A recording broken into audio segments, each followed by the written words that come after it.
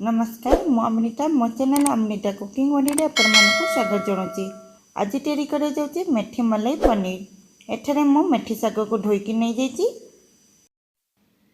अल्प किछि मटन नहीं आउ पनीर नहीं जाइची। मेथी साग को छोट छोट करके काट नेबा। गैस ऊपर पैन चढ़ी देबा, टिके तेल दे देबा, अल्प किछि गोटा मसला दे देबा।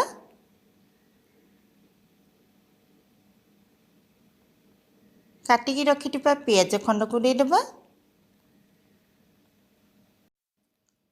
पियाज को टिके भाजी देबा। अदा रसुण कटा दे देबा। किछि चारुमगज आउ काजू दे देबा। कटा टमाटर दे देबा। फ्राई कर देकी ठंडा हैला परे मिक्सर जार रे बाटी देबा। पैन में अल्प टिके तेल दे देबा। तेजपत्ता देबा। तैयारी करथिबा पेस्ट को दे देबा।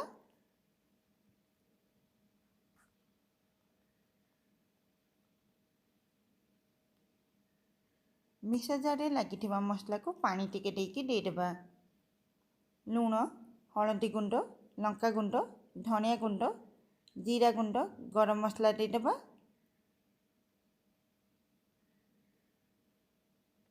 मसला को भल भाव में कषी देबा। ग्रीन मटर दे देबा। काटिकी रखिथिबा मेथी साग को दे देबा।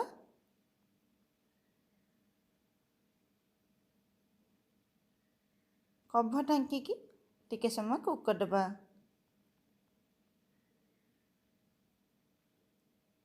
देखंतु मसला रू तेल अलगा हो गलानी। एबे स्क्वायर साइज रे काटिकी रखिथिबा पनीर को दे देबा। पनीर को टिके मसला सहित मिसै देबा।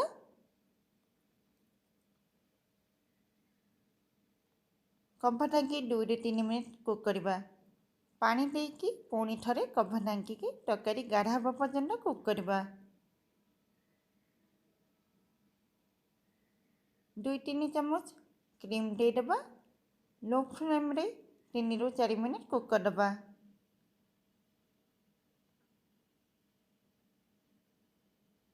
आमर मेथी मलाई पनीर रेडी हो गला।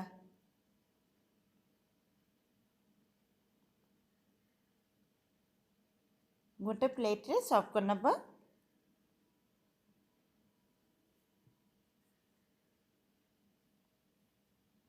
मु एठारे क्रीम आउ फ्राइड ओनियन गार्निश कर देछि। मो रेसिपी पसंद आसले मो चैनल को सब्सक्राइब करने को भूलें।